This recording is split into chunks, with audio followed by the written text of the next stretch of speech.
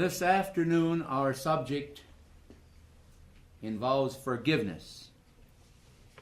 It tells us why we must learn to forgive ourselves and why we must learn to forgive others.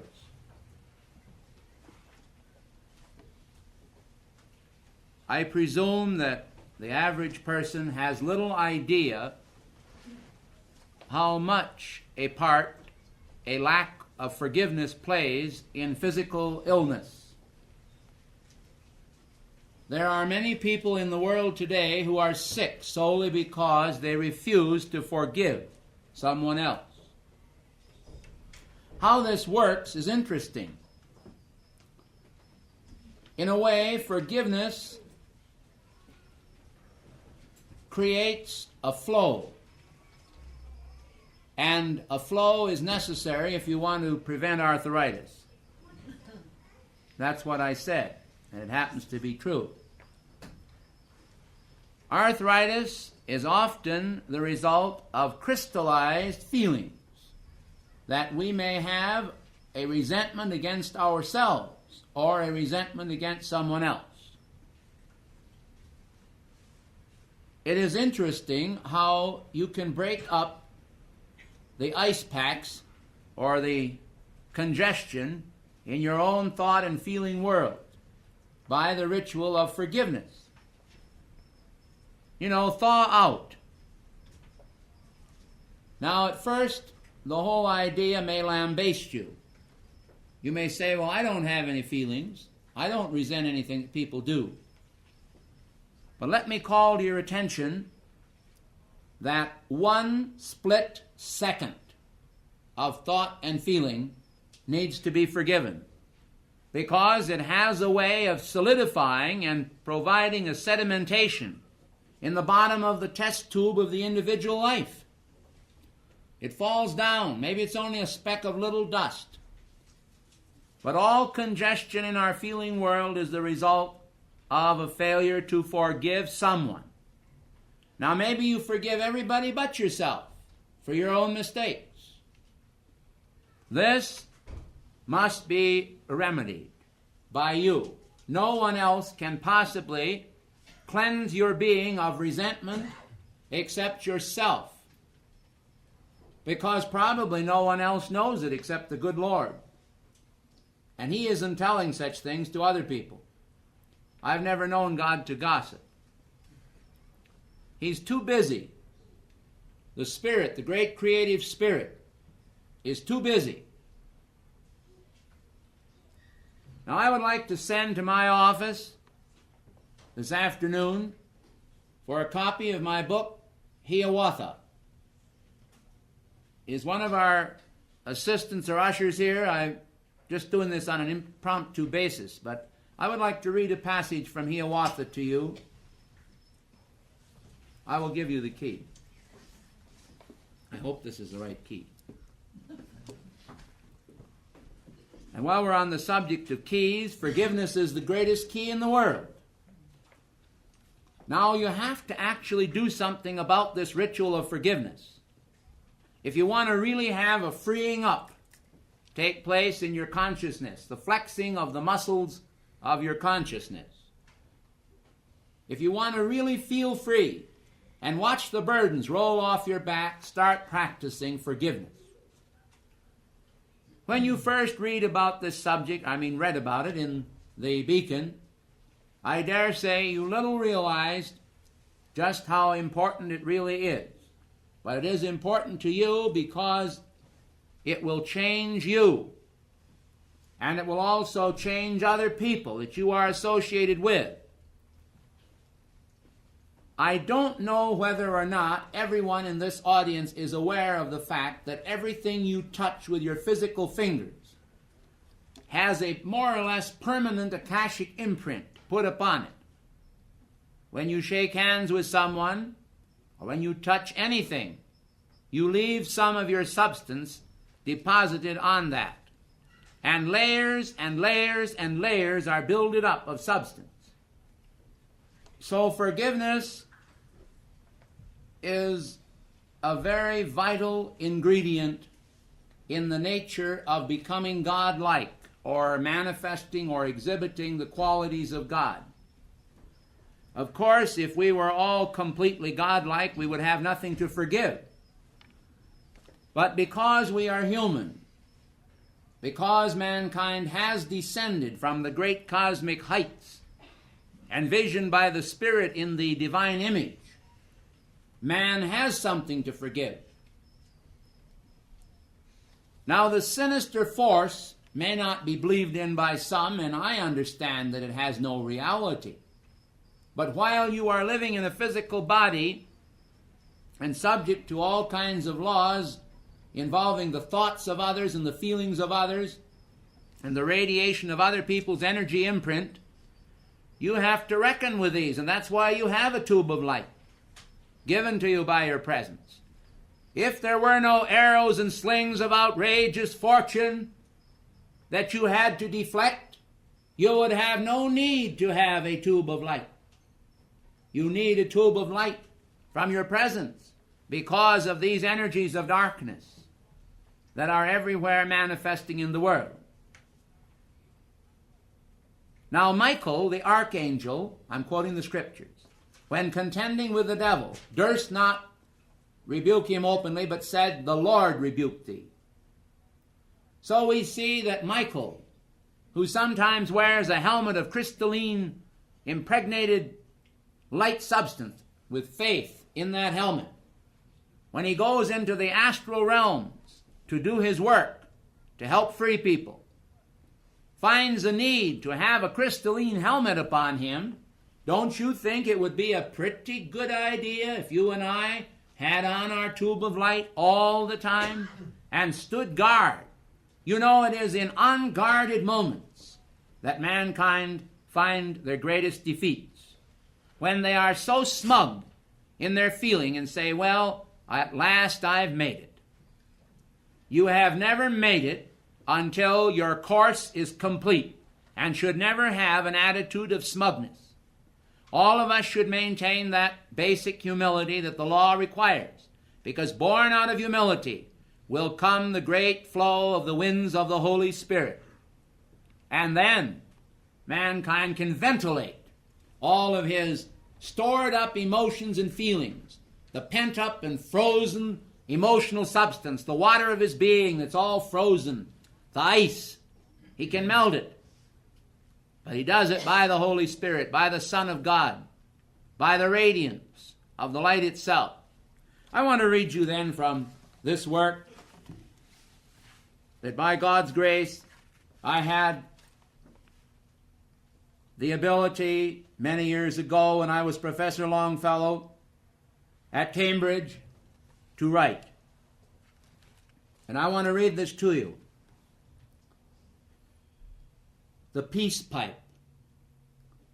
On the mountains of the prairie, on the great red pipestone quarry, Gitche Manitou the mighty, he the master of life descending, on the red crags of the quarry stood erect, and called the nations, called the tribes of men together. From his footprints flowed a river, leaped into the light of morning, o'er the precipice plunging downward, gleamed like Ishkudah the comet, and the Spirit stooping earthward, with his finger on the meadow, traced a winding pathway for it, saying to it, "Run in this way." From the red stone of the quarry, with his hand he broke a fragment, molded it into a pipe head, shaped and fashioned it with figures from the margin of the river, took a long reed for a pipe stem, with its dark green leaves upon it, filled the pipe with bark of willow, with the bark of the red willow, breathed upon the neighboring forest, made its great boughs chafe together, till in flame they burst and kindled, and erect upon the mountains, Gitche Manitou the mighty smoked the calumet, the peace pipe, as a signal to the nations, and the smoke rose slowly, slowly, through the tranquil air of morning, first a single line of darkness, then a denser, bluer vapor, then a snow-white cloud unfolding, like the treetops of the forest, ever rising, rising, rising, till it touched the top of heaven, till it broke against the heaven, and rolled outward all around it, from the vale of Tawasentha, from the valley of Wyoming, from the groves of Tuscaloosa, from the far-off Rocky Mountains, From the northern lakes and rivers, all the tribes beheld the signal, saw the distant smoke ascending, the Pukwana of the peace pipe, and the prophets of the nation said, "Behold it, the Pukwana, by this signal from afar off, bending like a wand of willow, waving like a hand that beckons. Gitche Manitou the mighty calls the tribes of men together, calls the warriors to his council. Down the rivers, o'er the prairies, came the warriors of the nations, came the Delawares and Mohawks, came the Choctaws and Comanches, came the Shoshones and Blackfeet, came the Pawnees and the Omahas, came the Mandans and Dakotas, came the Hurons and Ojibways, all the warriors drawn together by the signal of the peace pipe to the mountains of the prairie, to the great red pipestone quarry, and they stood there on the meadow with their weapons and their war gear, painted like the leaves of autumn, painted like the sky of morning, wildly glaring at each other. In their faces stern defiance, in their hearts the feuds of ages, the hereditary hatred, the ancestral thirst of vengeance.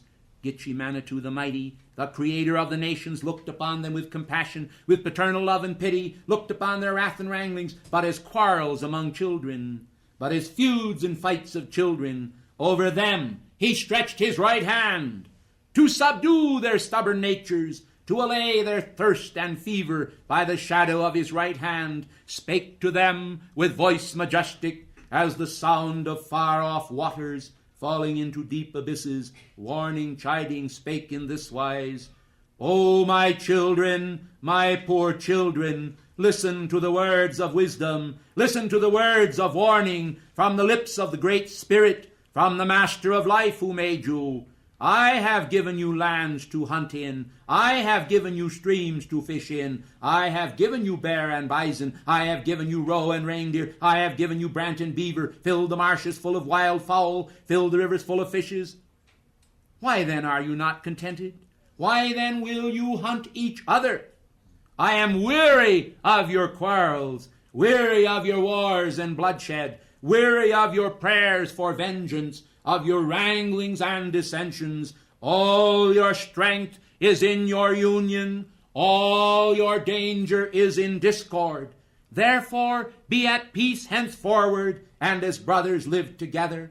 I will send a prophet to you, a deliverer of the nations, who shall guide you and shall teach you, who shall toil and suffer with you. If you listen to his counsels, you will multiply and prosper. If his warnings pass unheeded, you will fade away and perish. Bathe now in the stream before you. Wash the war paint from your fingers. Wash the bloodstains from your faces. Bury your war clubs and your weapons. Break the red stone from this quarry. Mold and make it into peace pipes. Take the reeds that grow beside you. Deck them with your brightest feathers. Smoke the calumet together, and as brothers live henceforward. Then upon the ground the warriors threw their cloaks and shirts of deerskin, threw their weapons and their war gear, leaped into the rushing river, washed the war paint from their faces. Clear above them flowed the water, clear and limpid from the footprints of the Master of Life descending. Dark below them flowed the water, soiled and stained with streaks of crimson, as if blood were mingled with it. From the river came the warriors, clean and washed from all their war paint. On the banks their clubs they buried all their warlike weapons. Gitche Manitou the mighty, the Great Spirit, the Creator, smiled upon his helpless children, and in silence all the warriors broke the red stone of the quarry, smoothed and formed it into peace pipes, broke the long reeds by the river, decked them with their brightest feathers, and departed, each one homeward, while the Master of Life, ascending through the opening of the cloud curtains, through the doorways of the heaven, vanished from before their faces in the smoke that rolled around him, the Pukwana of the peace pipe.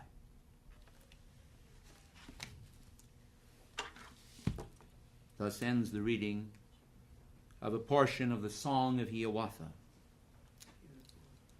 I take this song today to be a theme song of our lecture.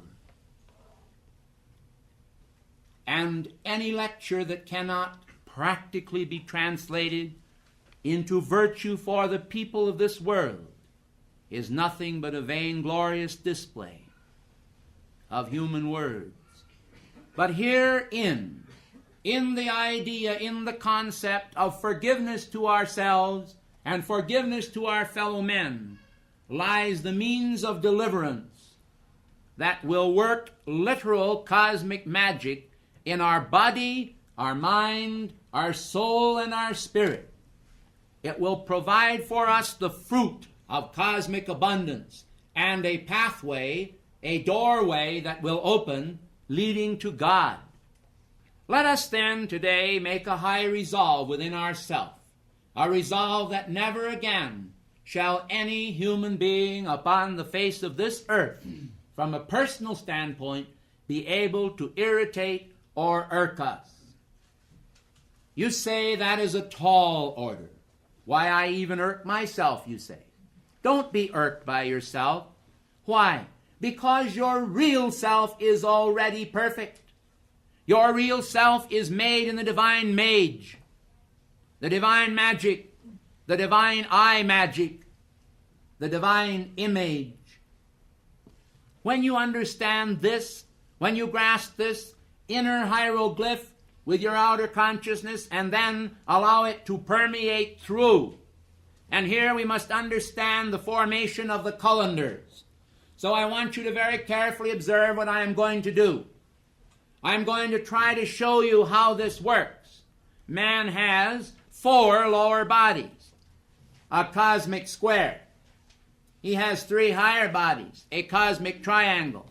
This completes the perfection of the number 7. But we will be concerned primarily with the 4 lower bodies.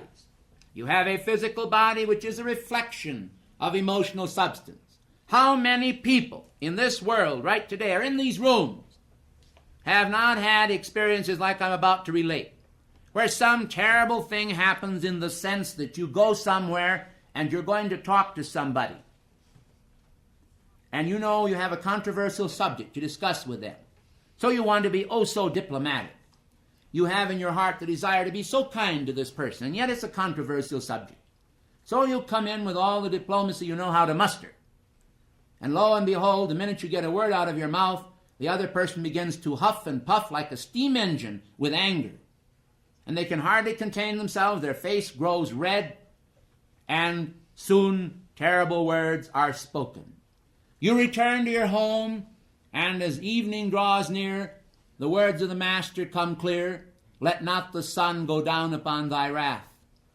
But you find it very difficult, the injustice of it all. Someone has maligned you, someone has hurt you, someone has wronged you, and surely this someone is to blame.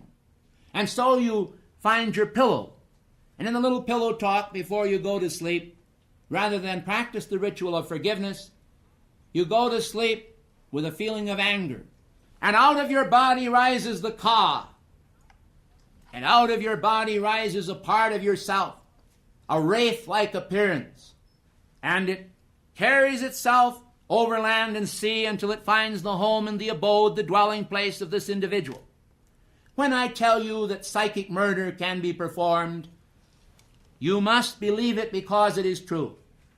People can fall asleep at night and murder another person, or make them physically ill, or mentally ill, or emotionally disturbed, because their energies are not at peace with the Son of God and with the world. These conditions can react then violently upon ourselves. As the law comes full circle, there returns to our own domain exactly what we have sent out. Have we sent out love? Then love returns on wings of song and harmony. Have we sent out hatred? Then hatred returns, gathering more of its kind and more of its substance, until our life is made miserable by the vibratory actions that we ourselves have initiated. For it does not come from God. It does not come from the Masters. It does not come from heaven. It is a product of our own imaginations and our own confusions. It is a part of the chaos of man's physical being, but no part of God. Let us then understand that we must learn how to practice the ritual of forgiveness and be most careful that we, like the old Indians, understand this adage. Until you have walked in a man's moccasin so many moons, be not hasty to judge him. In reality, we should never judge one another, because it is most difficult to do. unless one has the gift of discerning of spirits. And then I think in most cases, as in the case of Jesus where he stood by the woman at the well, and he looked at her and he said, "Thou hast had 5 husbands, and he whom thou now hast is not thy husband." You see, the gift of discerning of spirits is so easy that it's almost juvenile. Once you have this gift, once you have this means of discerning the spirits of another, you can tell with such accuracy exactly what the vibratory action in a person's thought and feeling world is, that there is no question but what you are right. But if you're just practicing imagination, be very careful. If you just think that you have this gift and do not actually have it, beware. Because many people are this way. They think they have gifts and don't have them. But be careful how you judge.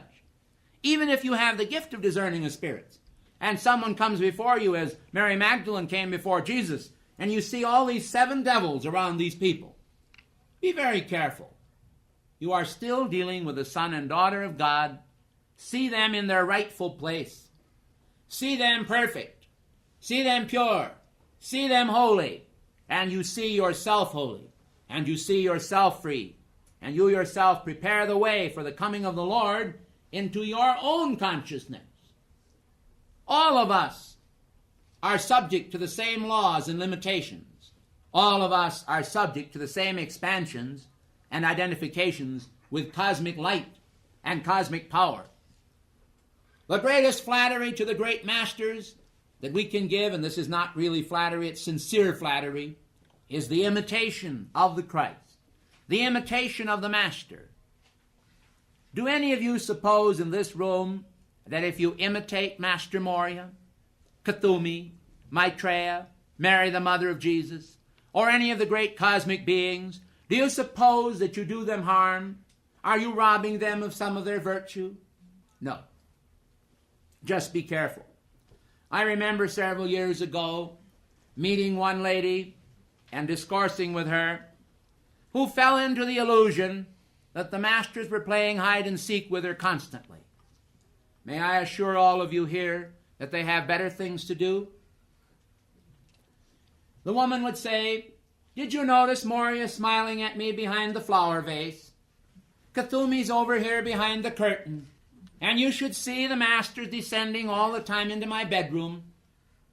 And so one finally developed the feeling that she was up to something. And she was. It was the opposite of guilt by association. It was glorification by identification. In other words, she wanted to identify with the masters, and she wanted everyone to believe that she was with the masters, and she was very, very devoted to them, and they were very devoted to her. And so she felt the need to have these almost lobolies of imagination appearing to her here and there. But in reality, she was as remote from the masters as Tibet is from our town here. Because the masters do not appear just because we want them to. One of the best ways to develop the appearance of the masters in our world is to practice forgiveness to ourselves and others. You see, as long as we hold resentment in our feeling world against any part of life, we have imprisoned energy. And that energy is absolutely not free to move. Now you have heard how these tiny elemental creatures that exist in the nature world, that actually are the cosmic gardeners of God, are more or less serving humanity through participating in the rituals of nature, the creation of springtime, the making of living things grow, the flow of the energy into the cells of the plant life, and the development of trees like tree devas and various beings that are associated with the nature kingdom. This is all a part of God. God is not really alone. God is not alone in nature. He is not alone in us. Why, you even have a body elemental in your own body. And do you know something?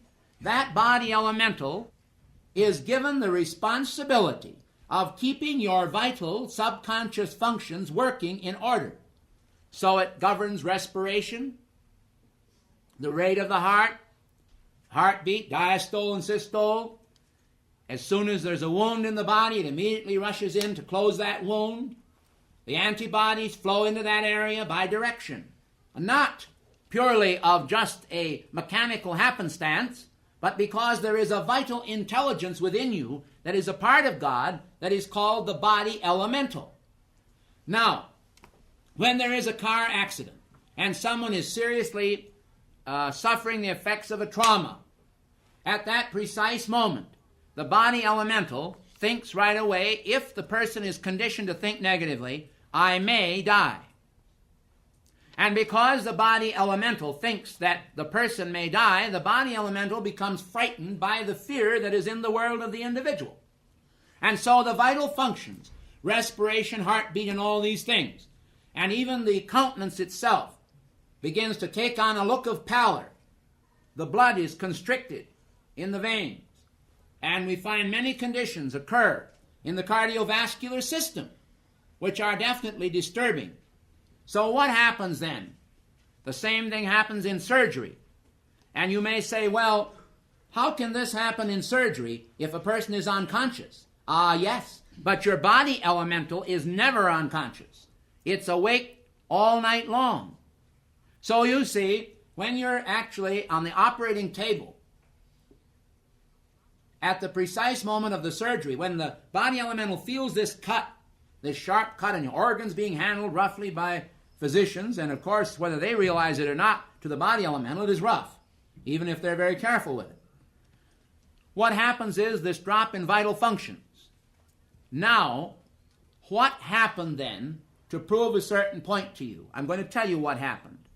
The physicians of the world discovered that by a shot of morphine, given when people are in a state of shock, that the person would not then manifest this change in the body functions of their cells.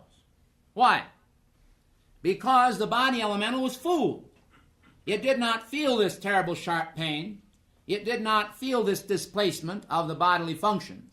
And it did not have the latent fear of death manifesting in its own consciousness, the consciousness of the body elemental. And so you see what took place was that more or less smoothing out of the abnormalities. And so the person recovered much quicker because the body elemental did not become disturbed. So you see, tiny elementals in ourselves and elementals in nature are all a part of this schema, this cosmic drama unfolding before us. Now, I remember in lecturing in Minneapolis one time, two very tall young men came into the lecture and they sat down in the front row. And of course, it's always bad when people come in and start trying to pick up the threads of your conversation in the middle. And I had mentioned body elementals. And one of the men looked at the other one and he said, "Body elemental? Body elemental." He says, "How weird, what's that?" Well, of course, I suppose years ago, before anyone had ever seen an airplane, if you flew into some village in Africa with an airplane or a helicopter, that the people would have thought it was some great bird that came from the sun itself. They would have been very superstitious. And the same would be true of many of our people here in America if they'd never seen one before the Wright brothers. So you see, in the lore of the Spirit, as the Master has said, in spiritual matters, we have to grow familiar with whatever nomenclature we choose to apply to spiritual things. The language of the Spirit is not necessarily completely the language of the outer world, although there are similarities. They have 26 letters in the alphabet. We have 26 letters in our esoteric alphabet, too. But it's what we mean by what we say. I think this is one of the problems today in the matter of understanding ourselves. And therefore, it is very important to each one of you today to understand thoroughly what we are talking about in this understanding of forgiveness and how it actually affects the vital functions of man. I'm going to show you this a little clearer. Now we come to the point where this lady has jumped on the other gal, and she's come home, and she feels terribly disturbed. Now what happens then to her physical body as a result of her emotional disturbance? You tell me. Plenty. why she has these same traumatic experiences. Some old illness that hadn't bothered her for years may suddenly begin to erupt in a day or two. She may feel much older than she felt before. She becomes easily tired. She doesn't sleep well. She wakes up with starts and jerks, all because some jerk pulled her string over some silly little thing. You see what I mean? All over nothing. A tempest in the figurative teapot.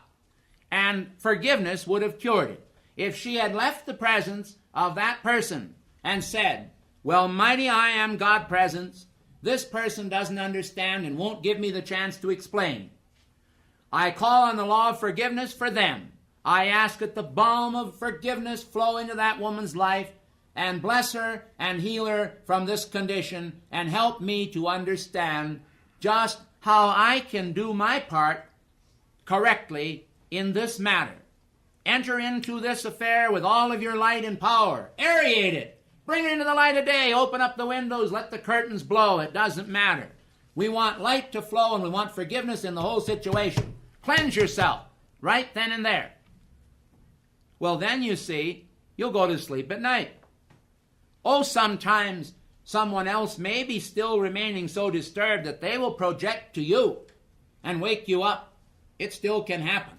I don't say that it doesn't happen at all, but it will be less devastating to your consciousness if you don't participate in it. You know, two can play at that game very nicely and really have a tempest in a teapot, a great agitation over nothing. But if just one is playing at it, the old boomerang law of the circle brings right back to their door the very thing they're sending out.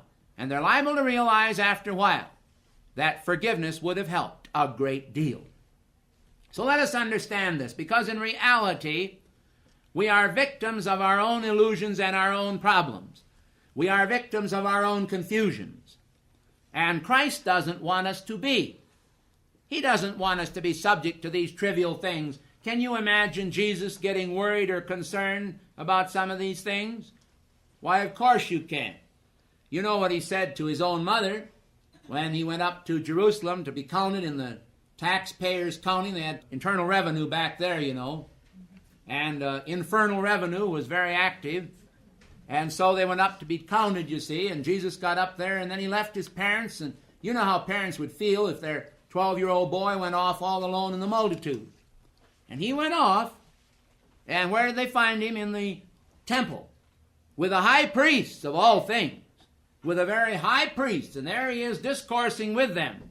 And he's telling them all the wonders of God, and expounding it to them, this little 12-year-old child.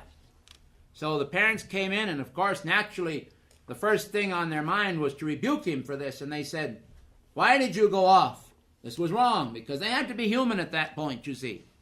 And so he looked at them, and he said, wished ye not?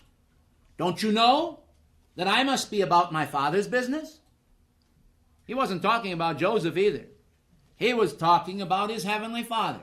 And so at a very early age, he began to understand, and he began to speak out on the things that he thought were correct. And so they had to forgive him. So you see, in the role of the spiritual disciple, you may find sometime that you're going to go through life, and somebody's going to offer you a drink, or they're going to offer you a cigarette, or they're going to ask you to participate in some undesirable or unwholesome activity. And you may be the only one in the whole crowd that is taking some stand for the masters. And you may say to yourself, well, how am I going to avoid this?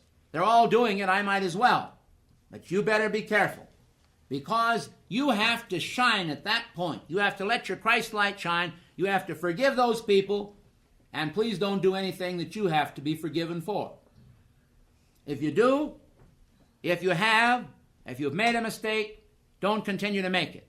As I've said before, I say again, one of the smartest tricks in the dark forces' little bag of tricks is the idea of getting someone to make a mistake, and after they've made the mistake, say to them, well, now you've made it and you've proved how impure and how improper you are. So why don't you go all out? You've got the excuse now.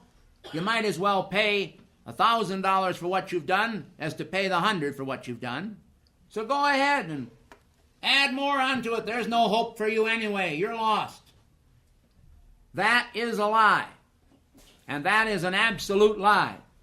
I don't care how many mistakes you've made. Mary Magdalene made as many as anybody ever did on the face of this earth, as far as I can understand.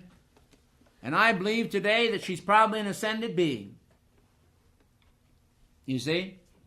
So I want to point that out to you, that God has forgiveness in His heart for the sins that we may have committed, for the errors we may have made, or even the errors we may make, either out of ignorance or sometimes out of the light of what we think is knowledge, but it may be completely incorrect. So I want people today to let not your heart be troubled, neither let it be afraid of facing life in this world. Be brave of heart and face life with a full assurance that the laws of karma are the laws: as you sow, so shall you reap. And this doesn't just mean I will return to you an eye for an eye and a tooth for a tooth. It means that if you give your cloak to a man that is naked, that it will also return to you, and you will wear a garment of the Lord, the garment of the Spirit, upon yourself.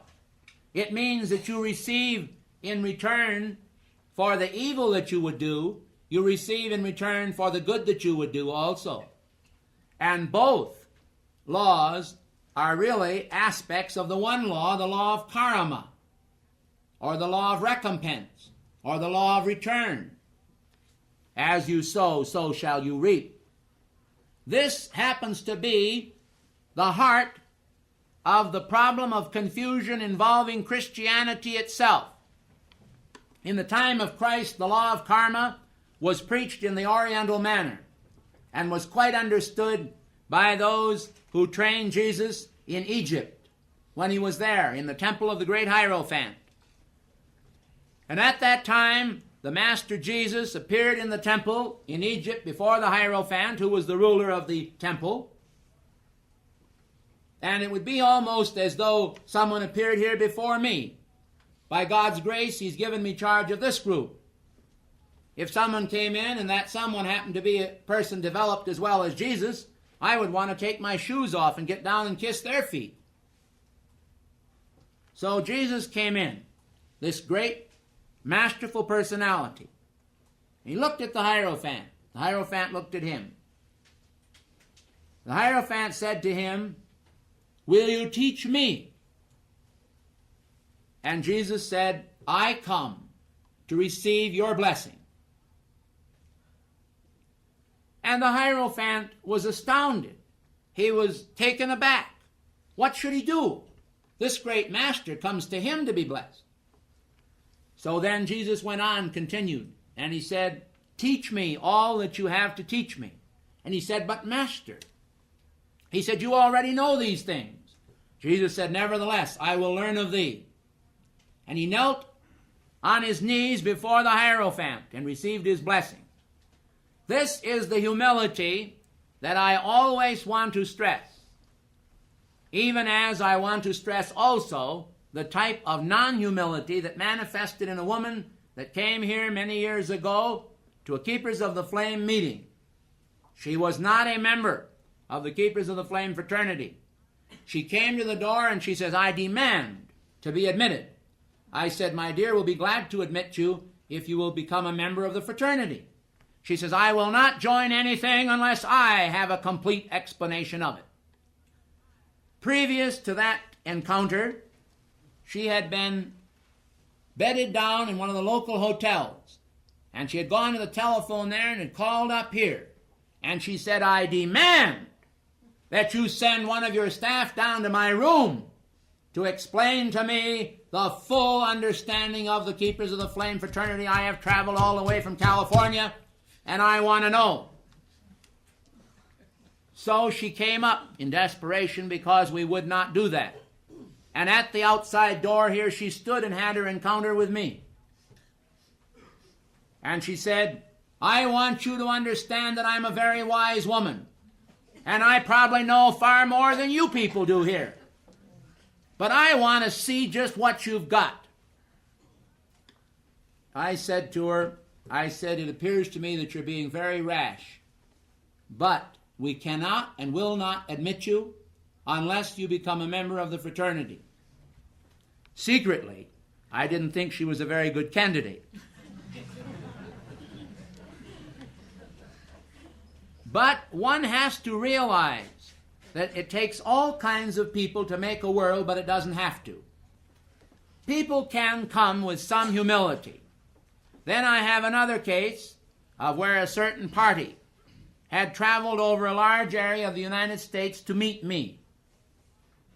They wanted, above all things, they said, to meet me. This was essential. We had to meet, they said. So I said, well, I don't like to turn a deaf ear toward you, so I will meet with you. And they came in, and they had a half-hour interview. During that half hour, I hardly got a chance to open my mouth. What they wanted more than anything else was to show me how much they knew and to bring all of this knowledge to me. All I wanted to do was to be able to serve their needs. But they never listened. They only talked. I didn't care, because if that's what they wanted, then I was glad to give it. If the therapy was one of listening, I would listen. And so I did. We have to understand that the ritual of forgiveness is all-inclusive. There are no areas of our life that are not invaded by the idea of complete forgiveness, if we will let forgiveness flow. We become the arbiter of the dam. We can dam up the flow of our total energy pattern by involving ourselves in feelings against different people. I have probably had more occasions to do this than most of you in this room, and I don't boast of it. I'm just stating it as a fact. Because of our work in serving humanity, we have the darker forces of the world often concocting some of the most vicious plots against us that you can ever conceive of. I remember several years ago, this is a rather amusing story, I thought it might be most relaxing to you, that I had a certain frozen custard stand where I used to go to near Milwaukee, Wisconsin, when I was then living at that particular part of the United States. That's before I lived in Virginia and before I lived in Colorado. And so we passed by this custard stand, and they made homemade custard, vanilla flavored and melting in your mouth, filled with lots of undesirable white sugar. So I was always quite interested in frozen custard. And so I stopped in with two friends, telling them at the same time that this stand made the best frozen custard in all Wisconsin, and that never in my life had I ever tasted anything so delicious, and that they simply must stop in to have this frozen custard. It melts in your mouth. So we got in and seated at the stool, and the girl took the orders, and she came back with one man's ice cream custard, and then the next man's, and she came to me, and lo and behold, plopped right down in the middle of it was a hunk of plaster that looked like off the wall with a lot of cobwebs on it. So I said to myself, well, I just can't eat this. So I called the girl back, and I thought to myself, I must be very careful of the feelings of these people. I don't want to attract any attention to this matter. So I whispered to her, and I said, as you can see, there is something in here. And she said, yes, I see it. She said, I'll exchange it for you. So she went away, and lo and behold, I waited 15 minutes and no girl appeared. And pretty soon she came in a procession. There was the girl, behind her was the proprietor of the place, and he marched up to me, and in a loud voice he said, we have strained this. We have strained it through a sieve, and we can't find anything in it. What are you trying to do, ruin my business? And I looked at him and I said, no, I said, certainly not. I said, in fact, I was just telling my friends what wonderful custard you make, and that's why we came in here. He says, that is not true. He said, you're trying to ruin my business. And by that time, everybody in the place was all agitated, and people all around and all that never before had heard anything about it, they were all looking over at me and looking at him, and I began to feel like I was looking for a convenient knothole to which to crawl in. Well, I said to him, I said, Mister, I assure you that I was doing none of these things that you say. I was only trying to have justice. I said, I didn't believe that you would want me to eat something that wasn't right. And I said, I thought that seeing this custard doesn't cost you very much, that you wouldn't mind changing it rather than have me sit here and pay for it without enjoying it and not even eating it. So he got madder and madder and madder. Well, I took just so much of it, and then I decided that I'd had enough, and he had already alerted everybody in the stand to what a terrible person I was, and he didn't believe a word I said. So I called the poor little timid waitress over, and she came over trembling and shaking. She knew very well that if she said anything wrong, she'd lose her job. So she came over, and he was furiously interrogating her, and he said to her, he said, now tell this man, there was nothing in this. She looked at me, and I said, young lady, I said, you know that there was something in there? And she said, yes, there was. And then the proprietor practically exploded. He was like a boiler with the steam just pouring out of the top of his head. And so the man next to me said, yes, he's right. He said, we all saw it. So the two of them, now he says, I know you're trying to ruin my business. So he says, tell me what this was. He says, what did you see? She says, well, it was a black thing. And she says, the black thing had things coming out of it. And at that point, it got worse and worse and worse. And so the people in there had their tongues in their cheek. And they wanted to laugh, and they didn't dare. And so it all happened this way that I finally said to him, well, I'm not going to pay for it. But I said, I will not ask you to replace it as long as you feel that way. And so I just went out, didn't pay for it, and they paid for theirs, and we walked out. Now, in a matter such as this, what do you do about it? You see, it is a case of mistaken identity. In other words, the person really didn't know what kind of a person you were. And you have to forgive that person. Now, it would be awfully good for them if they could forgive you. And, of course, I think a lot of people are concerned with the conduct of others. And they say to themselves, well, that's all right. I'll forgive him.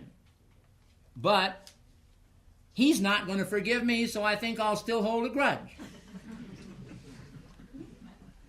You cannot predicate your actions on what the other person does. You have to predicate your actions entirely on what is right in the eyes of God. And forgiveness is always right. It's never wrong. You are never wrong to forgive. Then you see you don't dam up anything. You just let the cosmic energy flow right through. Well, you say, what happens to the other guy? Well, dear hearts, you cannot live anyone else's life except your own at a time. There is a process. It's a rather secret process known as the ritual of assumption, whereby a man or a woman can assume the identity of another person and act for them, visualizing certain activities such as the Immaculate Concept. This can be used very constructively. I will illustrate this. I could have gone out of there, if I want to do it, and I could have visualized this man feeling very, very sorry. And I could have visualized him making his peace with God and asking my forgiveness and his forgiveness in his mind. And that probably would have helped him. This is a sort of an assumptive technique. The refinements of it are very involved. I won't go into that. But it is possible to assume the role of another. But you still, in the final analyses, cannot live their life. So you have to try your best to be all things to all people. You don't have to be a doormat. You don't have to be walked on. You don't have to allow others to walk on you. None of these things are necessary in the ritual of forgiveness. You can be sweet and still hold your ground. You don't have to allow these penny influences to do $1 million worth of damage in your world. I once had a saying, I still have it, you don't have to use a stick of dynamite to blow your nose. And basically, this comes right down to that. People who get emotionally unseated over a trifle are generally victims of very gross inferiority complexes. And I do not feel angry with those who have these complexes. I pity them. And I pray for their speedy release. But you know, the best way you can get rid of an inferiority complex is forgiveness. If you forgive yourself, then you stand just as tall as anybody else. I'll tell you something. The weight of national, of racial, of economic condemnation is very great. There are many poor people in the world today who don't have hardly enough to even eat. And they condemn themselves for being poor. Little do they realize the flow of karma that probably produced the condition. Our economic circumstances are governed by karma. Those who have millions of dollars today and don't use them rightly, why, they're going to probably come into embodiment later on and they just won't have anything. Most of you are familiar with the story about the very rich man who died and went to heaven and then asked for his mansion. He said, "In my Father's house are many mansions." He said to the guide, "Will you take me to the mansion that's reserved for me?" And so they came to a bunch of beautiful mansions, and he looked at him. He says, "Those are lovely." He said, "Very lovely." He said, "I don't quite like that." He said, "Must be some a little better than that."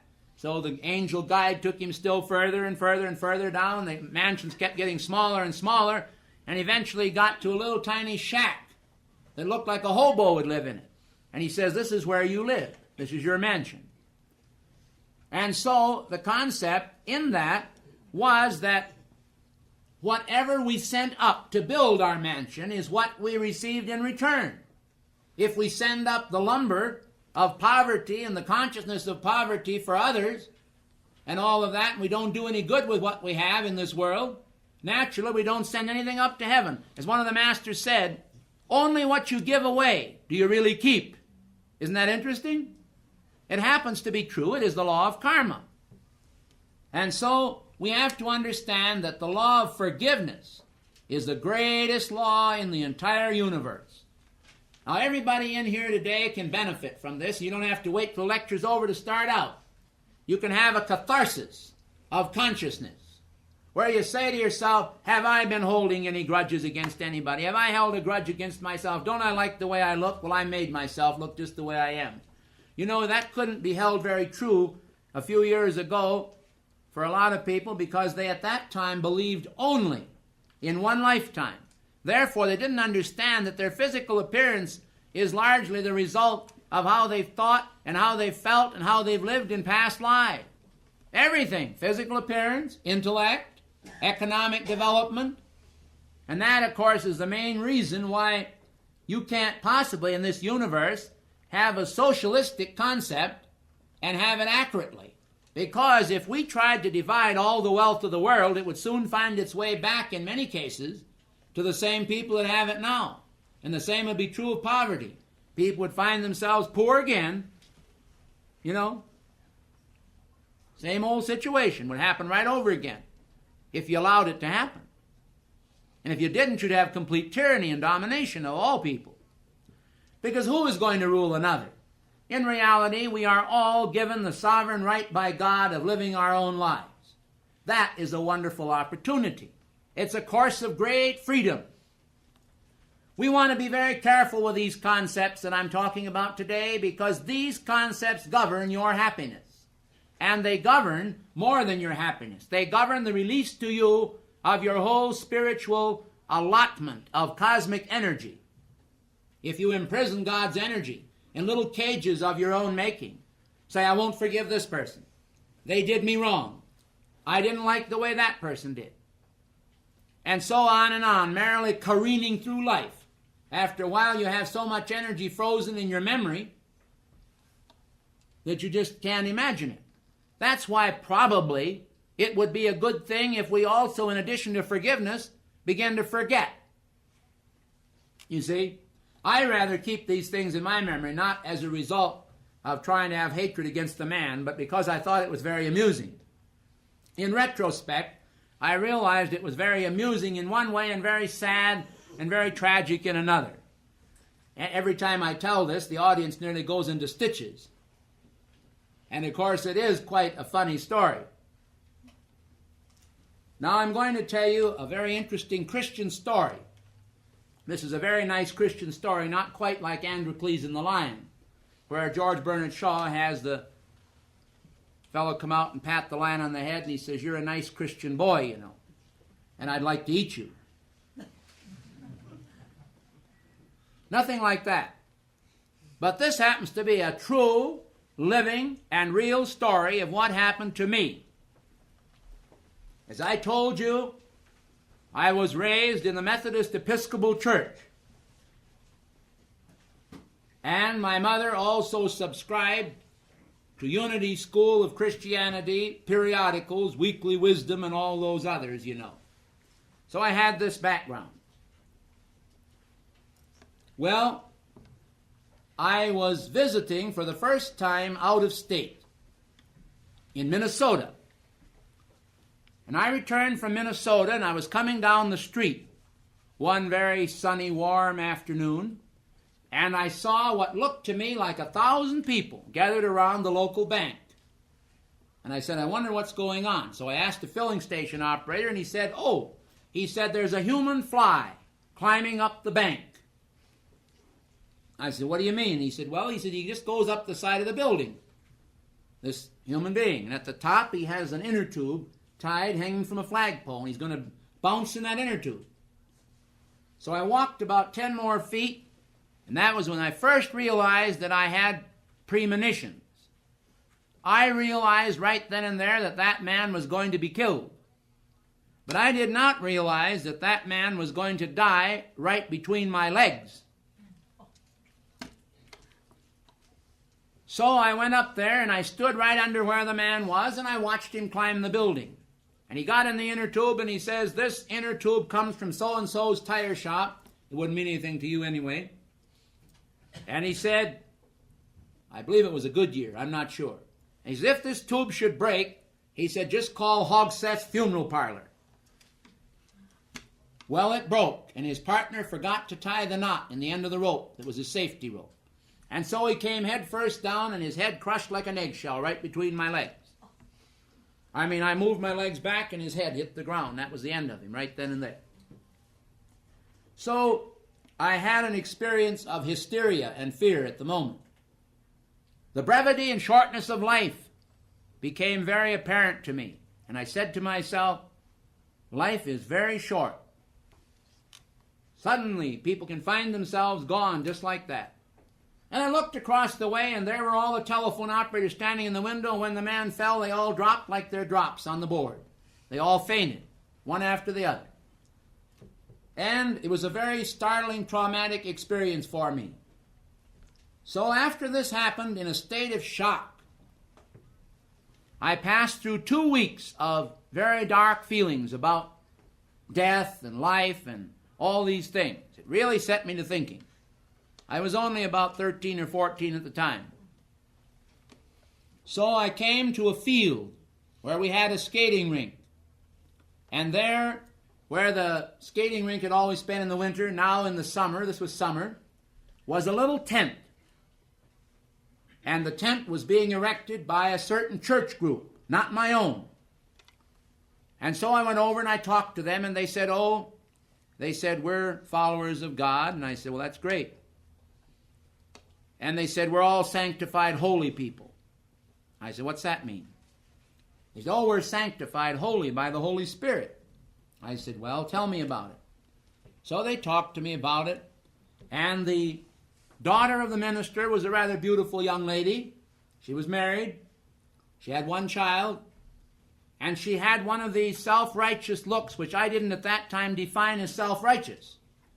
I thought that she was absolutely an angel in disguise. I thought she was just perfectly magnificent spiritually, and I desired to emulate her. Now wait till you hear this, because it's going to show you a startling transformation in what we call Christianity. I was a very impressionable person at the time. And the man got up in front, and he was some preacher. He was large in the abdomen as well as the rest of his body, and he got up there and he was a tearjerker. Do any of you people know what a tearjerker is? He got up there and he said, I'm going to come, he said, to this town now, and I'm going to live. And he said, I'm going to be buried in your little churchyard here in your town. And down we went, you know, our hearts went down and sunk within us. And then he went on and he said, I can remember, he said, as a little boy with my poor hurt feelings burying my head in my mother's old greasy apron.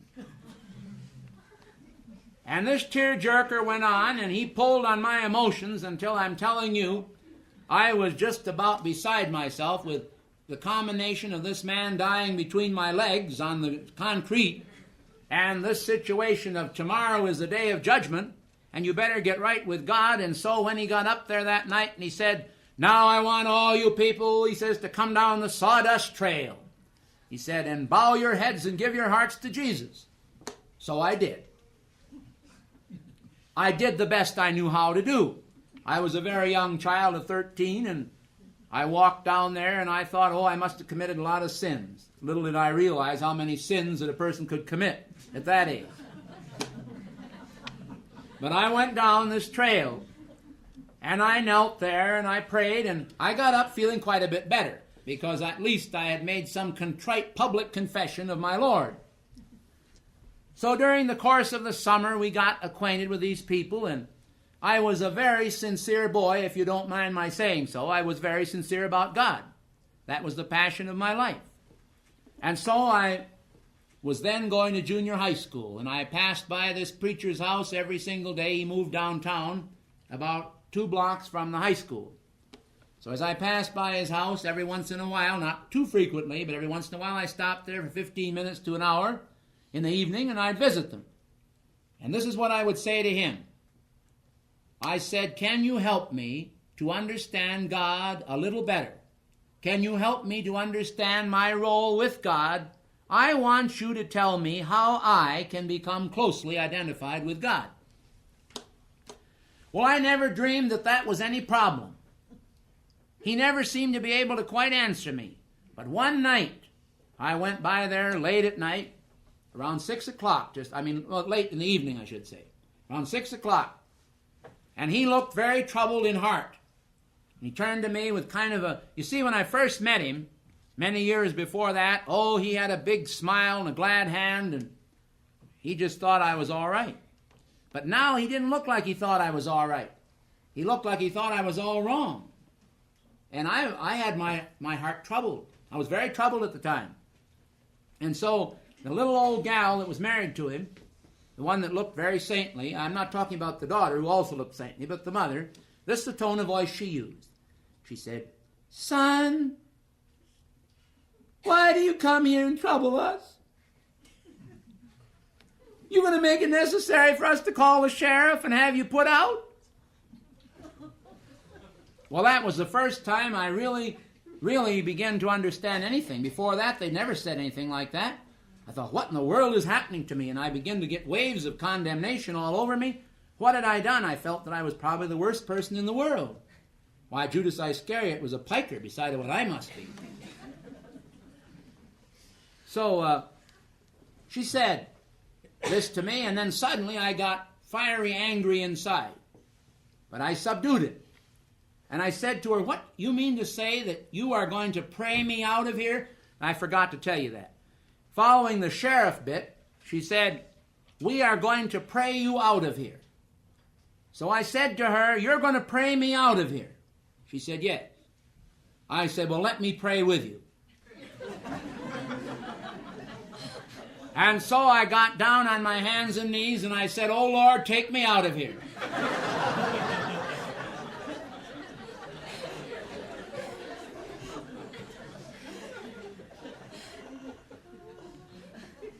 Now, my reason for telling you this is so that you will understand that the Christian church is more the church of Satan than it is the Christian church in some cases. Because she told me she thought that I had the spirit of Satan. Here I was 13 years old, devout and sincere in my relationship with God, and I had never done hardly anything that I know that was wrong. I was even obedient to my mother, except I was mischievous. I had a little spirit of mischief in me, but other than that, I wasn't bad. One knows about what they are, you know. So I was very, very concerned, and I, of course, left there. I never went back there again. But as a result of that, I began to feel the weight of their condemnation, and they would not forgive me for whatever they imagined I had done wrong to them. And so I had an experience with the Christian church. Many years after that, I served completely, trying to find God in the Christian church, in the Orthodox church. Later on, I even joined the Holy Rollers at one time in my life, because I thought maybe that was the answer. I mean the Oral Roberts variety. Of course, he's kind of modern today. He has all these dance bands and song fests and everything, and when I was in his prayer tower, I heard them playing jazz music over the radio station. So I'm not really too sure of that either. But I went along the trail. I kept trying to find some reality from God. And do you know what happened? I'll bet you that I had at least 5 or more ministers tell me that I was possessed with the devil until I began to believe it. I actually believed it. I thought there must be something wrong with me. Yet I knew in my own heart that there really wasn't. Well, somewhere along the line, the masters got in touch with me. That was on the railroad when I was laying steel on the section. One afternoon, I heard the bell of the railroad train coming at me. It was a very hot day. They have a little bell, you know, they ring. We were a section crew. I was laying steel. And all at once a cloud appeared all around me. And the voice of the master spoke out of this cloud. And he said certain things to me that I had never heard before. And I thought, well, I said to myself, this is hallucination. This is confusion. I don't believe this at all. It must be some of those devils that those fellows told me I had that are getting into me. But when the Western Union boy appeared at the front door the next day to confirm what he told me in the message, I was a little bit deciding that maybe it wasn't a fake after all. Several years later here in Colorado Springs, I said to the master after a certain amount of worldly religion got a hold of me again, I said, I'm not sure you're of God. I said, you're getting me all upset here. I said, you better take off. Disappear. So he bowed very sweetly and smiled at me. He said, as you wish, my son. He was gone. And it was many years later before he came back by invitation only. And I have found out since about Theodora and Justinian. I have found out since how Christianity, somewhere in the Middle Ages, was twisted to create a doctrine of condemnation where people were made to feel that God was a hateful God and that he wanted to burn people. So I said to one man one day, I says, what would you do if your child were disobedient to you? So what? I give him a good licking. I said, well, would you put him in an oven and burn him? And he said, no, of course I wouldn't. You don't think I'm inhuman, do you? And I said, why do people think that God is going to put people in Hades and burn them forever and ever and ever on top of all that? And so I began to think a little more about the purposes of God. And I began to realize that God was truly forgiveness, because how else would he ever get his aims accomplished? Now you go ahead and you've got a slave out here, see? And your desire is to bring the slave up to your standard so he's an equal to the master. But the slave doesn't care to be the master. The slave wants to be the slave. So he says, I don't want any of that. And you say, now look, I'm going to send you to college. I'm going to educate you. I'm going to make something great out of you. He says, I don't want to be great. I just want to be me. So your whole plan collapses. And you just have to let the guy that says, I just want to be me, be me. You see the point? So you see, God has to succeed. And his original aim was right, was it not? Is there anyone here that can tell me that God did not have good designs in creating man? I challenge anyone, anywhere, to try to tell me that God did not have good designs, the very best. Why, the heart of man doesn't even dream what God's got in store for him. So God has all these wonderful designs, and then they are not fulfilled because man has free will and man does what he wants to do. The slave says, I don't want to be master, I want to be the slave. I don't want to go to school. He whimpers, he cries. I just want to be me. I want to go fishing. We have to understand that in order to succeed, God has to have cooperation on the part of the human race. And people have to be willing to forgive themselves and get higher visions of what they can be of their own potential. I want to tell you that forgiveness and a vision of what you can be as a person, not limited, mind you this, not limited by what you presently look like, what you feel like, your economic development, your economic situation, your education, your mistakes, your errors, everything. None of this has anything to do with it.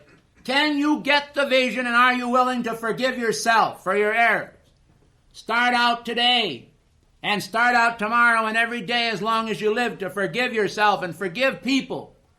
Don't be afraid to forgive. To forgive is divine. To hold grudges against anyone is satanic. It's devilish, and it's destructive, and it's karmic, and it returns to your doorstep, and it will keep you from all the spiritual good God has in store for you. So, dear hearts, this afternoon, I urge upon you the ritual of forgiveness. Will you join me in this cathartic decree that I will manufacture by God's grace for this occasion? O our beloved I Am Presence, Holy Christ selves of all mankind, beloved Saint Germain, our beloved Archangel Zadkiel, Archangel of the Violet Fire, over the island of Cuba, we call upon you all now and upon the entire spirit of the Great White Brotherhood to reenact the ritual of forgiveness individually in our hearts and minds and beings. No matter who, in this life or in all lives past, may have wronged us, let us today let go of the ropes of condemnation that we hold as power in our hand. Teach us the ritual of Illumine forgiveness, that we may be able to forgive with complete freedom all parts of life, even as we plead with the powers of the karmic board and infinite power of light to forgive all mankind for their errors. Love us free, forgive us free, and teach us to be one with Thee. This we ask in the name of Jesus the Christ, according to the ancient prayer which He also taught to His disciples. We will give this together. Our Father, who art in heaven, hallowed be Thy name. Thy kingdom come, Thy will be done, on earth even as it is in heaven. Give us this day our daily bread, and forgive us our sins. We forgive those who trespass against us. Lead us not into temptation, but deliver us from evil. For Thine is the kingdom, and the power, and the glory, forever and ever. Amen. Amen.